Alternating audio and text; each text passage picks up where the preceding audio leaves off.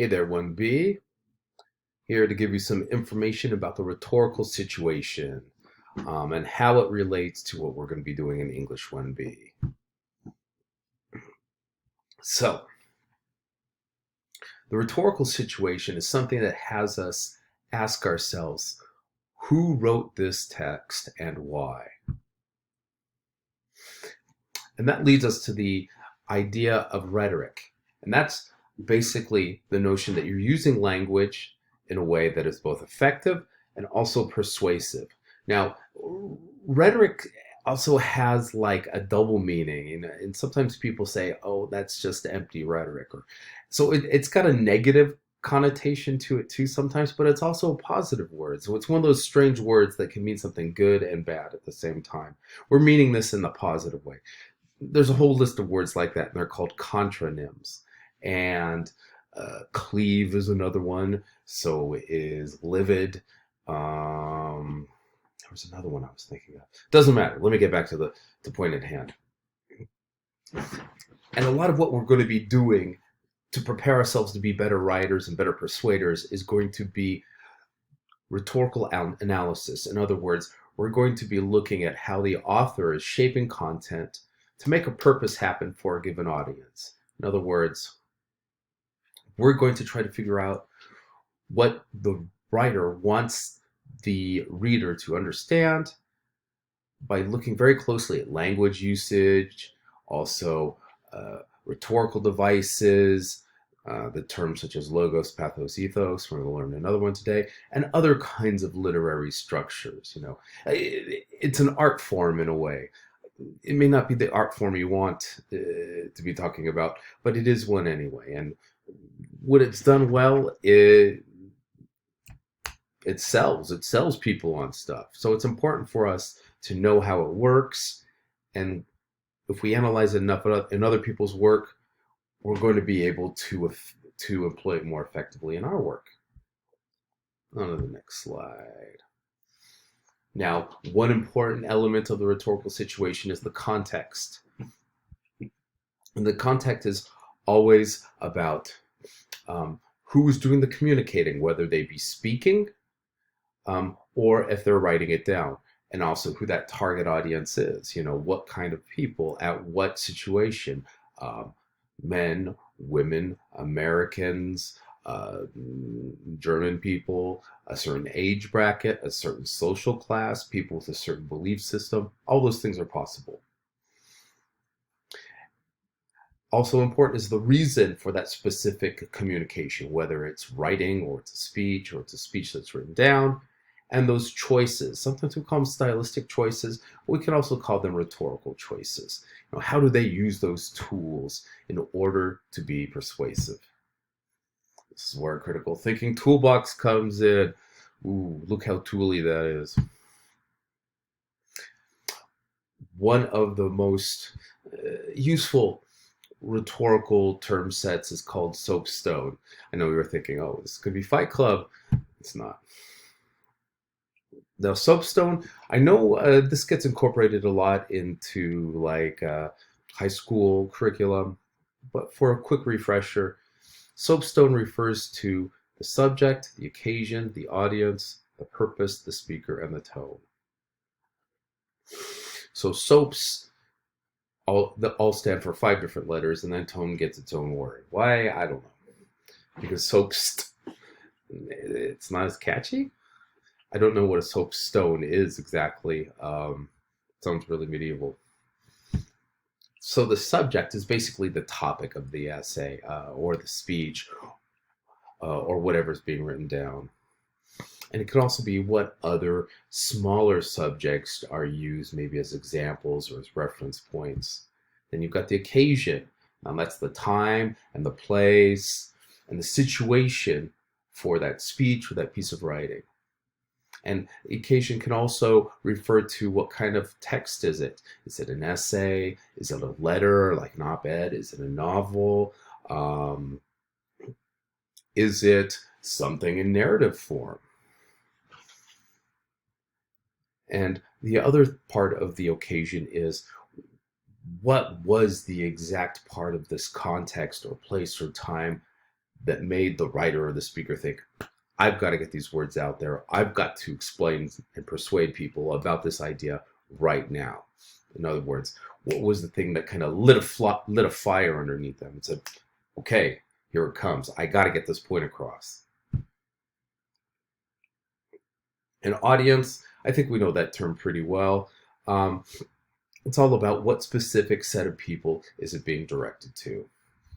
And, like I said earlier, it could be one person, a small group, large group, so an indefinite group, but more importantly, it could be people of a certain social subset, or it could be people who have a certain belief or specifically do not have a certain belief. And that audience is there because if you're just writing to any old person, it's not going to make as much sense. So another way to think about the audience is pretend the author or the speaker is having a conversation with somebody. Who are the people sitting across from them? Purpose, that's another word for reason. And again, I think this one's pretty straightforward. You can't really think about the logic or the argument of the piece until you think about the purpose for writing it. And finally, the speaker, that person making it, whether it be a speech or it be like a piece of writing. So what kind of voice or like persona is making that speech? In other words, what role that person is in. Sometimes we as individuals, we might make a speech or say something persuasive in our role as a student or as a best friend or as a sales clerk at the store where we work or something like that. All of those are different voices that we have inside us. And that brings us to the second point. The author and the speaker are not necessarily the same thing. They might put on a certain role in order to be more effective. And that leads us to tone. And tone is all about the emotional and also mental dimension that the subject has, that the writer or the speaker has towards the subject. And there are all kinds of things that go into tone, word choice, imagery. And if it's a spoken speech, it could be body language, it could be the tone of voice, right? Think about how a sarcastic tone differs from, like a sincere tone. When somebody says, oh, wow, that's a really great shirt. Okay, fine, you probably believe in what they say. Oh, wow, that is really a great shirt. You can feel the difference. Now, how do you make sarcasm work in writing is going to be something we'll be looking at a little bit more closely. And all these different literary devices that we see used in like fiction and short stories and poetry, diction, word choice, imagery, figurative language, or metaphors or similes, all this wrapped up works that way too. Sleeping on a Sealy, that's a kind of mattress, is like sleeping on a cloud. That is a certain kind of tone. It's a little bit dreamy, no pun intended, a little bit fancy, versus Sealy mattresses are comfortable, which is very dry.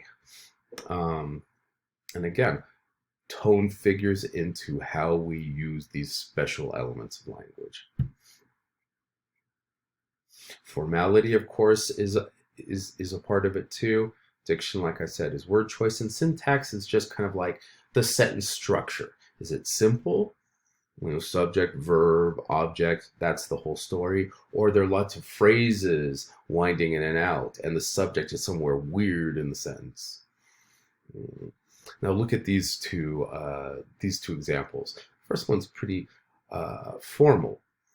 I saw Get Out last night. There are a number of fascinating aspects in the film, such as the depiction of race and intergenerational strife, that will reward critical attention. Okay, very formal. Something that you could see like a professional reviewer write, or maybe you would see in an essay in college.